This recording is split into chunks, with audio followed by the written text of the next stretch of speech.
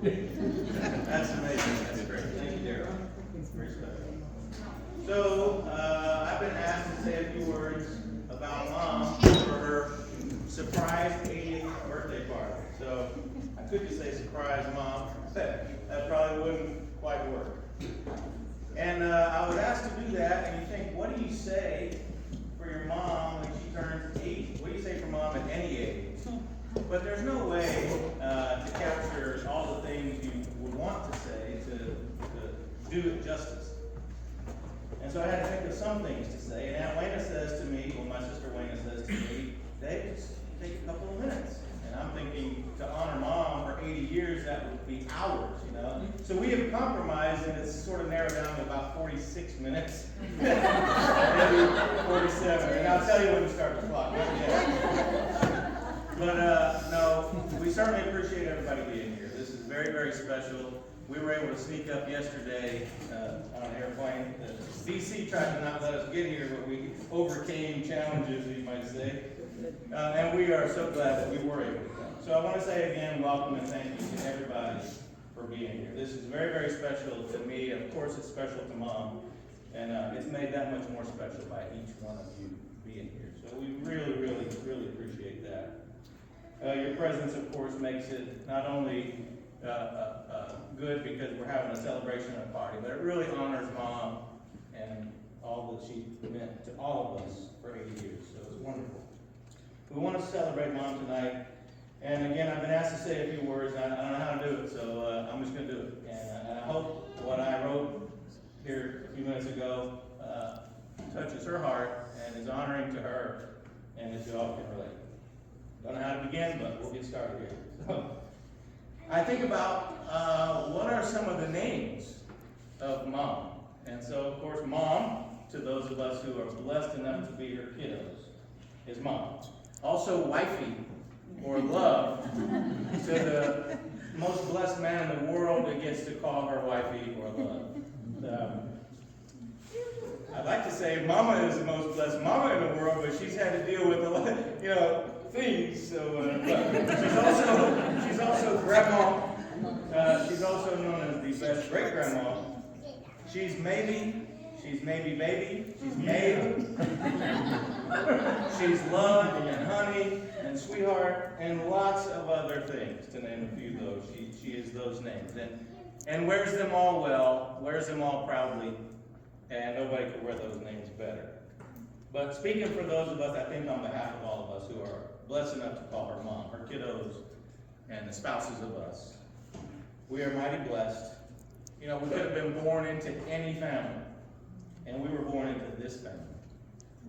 And it's a great thing. God could have chosen us in any family, and He placed us with Mom, and it's an honor. We're very grateful and honored, Mom, to be able to call you Mom and to celebrate you tonight. Okay, I wanted to say that first, in case there's a fire drill or something and I can't finish my speech. I at least said that. All right, so I was thinking, what do you say to capture 80 years of Mom and honor her appropriately? And so earlier today, I was at the great Jim's Farmers Market, which you all probably know well. So anytime I come up here, I won't come if it doesn't include at least a Thursday, Friday, or Saturday or something, and this one coincided with that. So I was over there earlier today, and by virtue of being in a long line to get a wonderful pretzel and a tea, I'm long enough in line, because it's a good place, that I'm back here at this booth that sells other things, because we're in line. And I'm at that booth, and I'm looking down over here, and there's some crafty things and some notebooks. And I'm, in my mind, all day today, worried about what am I going to say tonight. And I look down there, and the notebook, on a stack of notebooks on top, says, "Let all that you do be done in love." 1 Corinthians 16:14. And I'm thinking, could anything capture Mom better than that book right there? That notebook and the words on the front of it. It says, "Let anything you do be done in love." So, it's 1 Corinthians 16:14. It's biblical guidance to perform your actions with selfless, sacrificial love, known as agape love. And you couldn't capture what Mom has done all these years better than that. So I said, I'll just get that from Mom, and I can use it in my little speech there. But it reminds me, when I saw that, it also reminds me of one of my favorite songs of the church, and it talks about God's love. And you know, how do you talk about the matchless love of God? And there's a song that tries to capture that. It's a song written back in 1917 by Frederick Lehman, and it's called The Love of God. And my favorite verse and the chorus goes something like, if I remember right, it says, could we with ink the ocean fill, and were the skies of parchment made, were every stalk on earth a quill, and every man a scribe by trade, to write the love of God above would drain the ocean dry, nor could the scroll contain the whole if you stretched it from sky to sky. And I think of that. It's love you can't really describe. And the song says it basically, stop trying to describe it because you really can't. And I think that the way God wants us to love, Mom has done that as good as anybody I can ever imagine. She's got a servant's heart. She always leads with kindness in any situation and with compassion. And we want her to know that that is appreciated. I don't know that we say it enough, but we certainly feel it. And today we get to say it. So I'm going to go to another part of the speech here, if you'll give me a moment. So, you know, this gathering is an opportunity for us to celebrate Mom. And somebody who has spent 80 years making everybody around her feel loved. Spent 80 years helping those around her be fed and cared for. She's shown us what it means to live a life of service, and we're so grateful that we get to honor her for that. So, 60 of those years, there's Dad. And she has shown unwavering love, support, and patience, not just to Dad, but to us kids. So she's a wonderful wife. Multiple grandchildren, great-grandchildren, all of whom light up when they see her, all the time, every time. But the numbers don't begin to capture who Mom really is. She's a woman who has never met a thrift store she didn't like. She's never gone anywhere where she couldn't find a bargain. But she's not doing this because she's a collector of things and wants to have a bargain. She's doing this because she's thinking in her head, this person would love this thing. I have to get this for this person. And she will move mountains and go to the lengths of any to get that thing to that person, whether they're in Mental Haven or down the street, around the corner, or in the desert. And I can tell you, I've been deployed many times overseas, and Mom says to me, I need the names of the people in your squadron when I'm deployed overseas. Now we're talking 60 or 70 aircrew members and staff. And I said, well, okay, I can send you the names of people. So I send her names. And every time I've been deployed, those 60 or 70 people get cards and letters from my mom. And Christmas cards. And some of these folks come to me, knock on my door, and I'm called Papa Ho because in the unit, my son, Shane, is Baby Ho. So they'll knock on my door and say, Papa Ho, do you have a minute?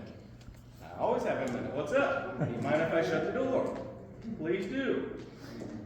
And they start expressing in many different ways, sometimes with tears flowing. The only mail they got in the last 5 or 6 months was a letter from your mom. And that means a lot to them, and it means a lot to me. So, you know, it's great to know somebody is thinking of you. And when these folks are doing God's work and the work of our nation, somebody is thinking of them. It's important. 1 year, Shane and I were deployed together. A few times we were deployed together, and these huge boxes showed up. Now, the first sergeant who's got to pick up mail is never a friend of mine, unless they come pick me up and say, you're going to get mail with me, because most of it's probably yours. So we get these huge boxes, and we open them up, and there is a stocking in every single box for every single person in the unit, And Shane and I get to play Santa. We didn't do anything. Mom and Dad did. But we get to play Santa the night before Christmas in a deployed location in little trailers and hang a stocking on everybody's door. Believe me, that means love.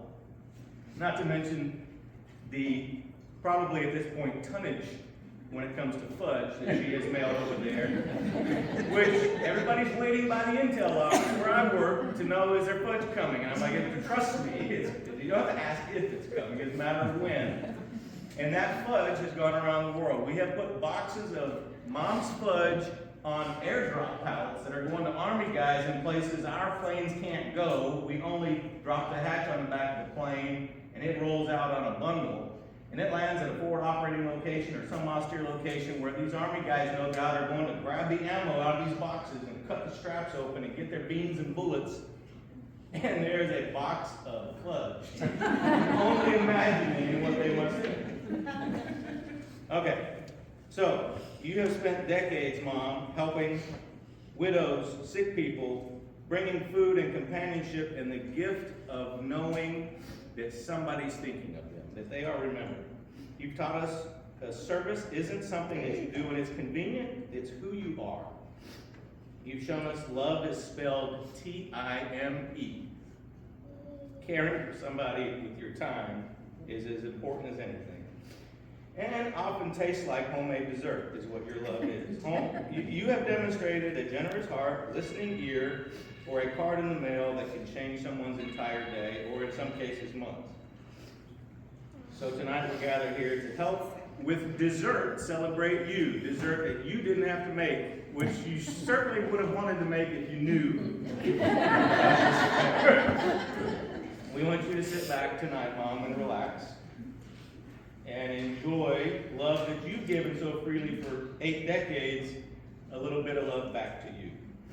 And we hope that your 80th birthday is as happy as any you've had so far.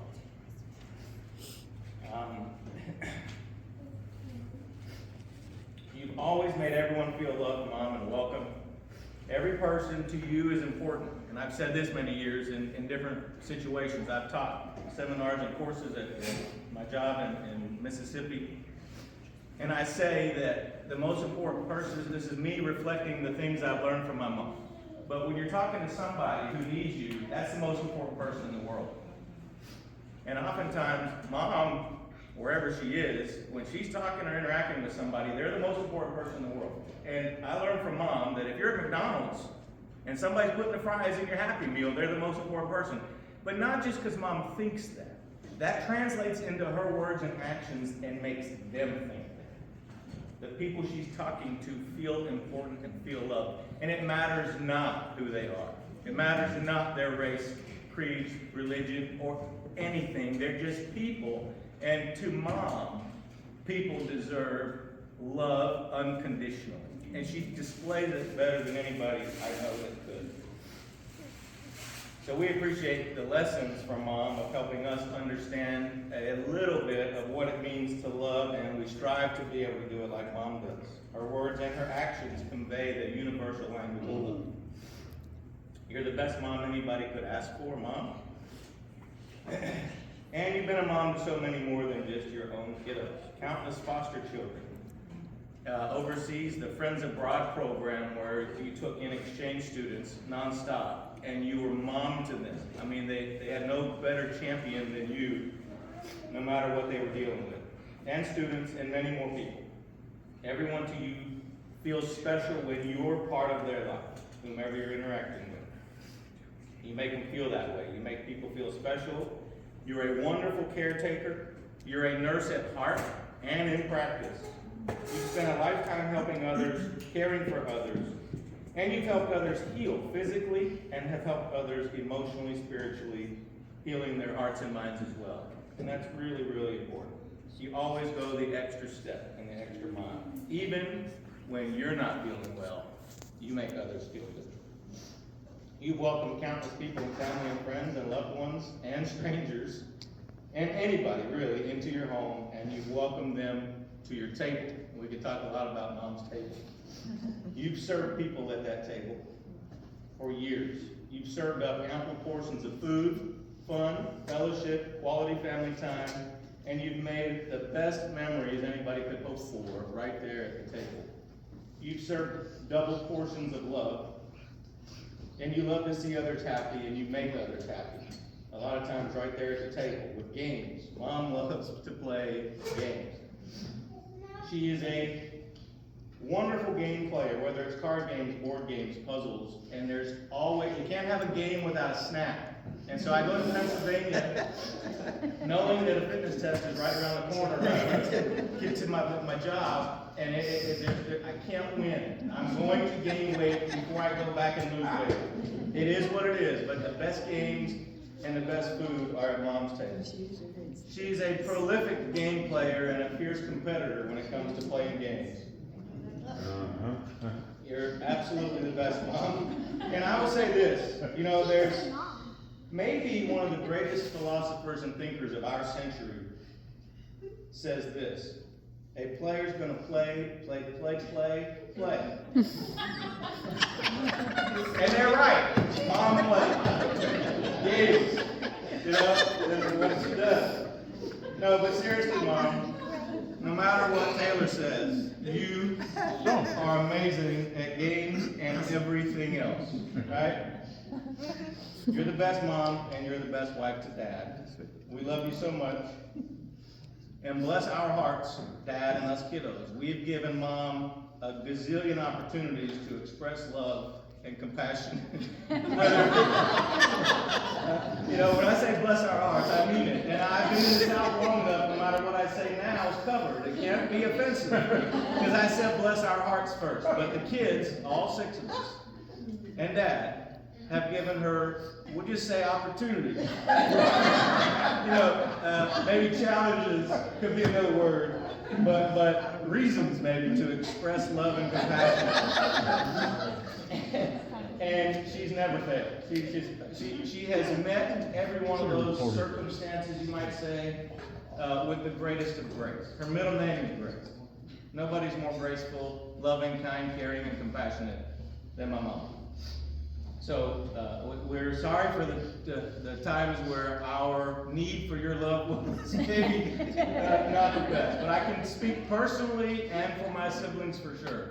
We have, to our own doing at times and for circumstances that life brings us that we don't ask for, needed Mom. And she's always been there. So we thank you for that, Mom. You've always exceeded what was required. And you provided the right love at the right time with the care that was necessary. And we couldn't ask for anything more. So in a nutshell, I'll close.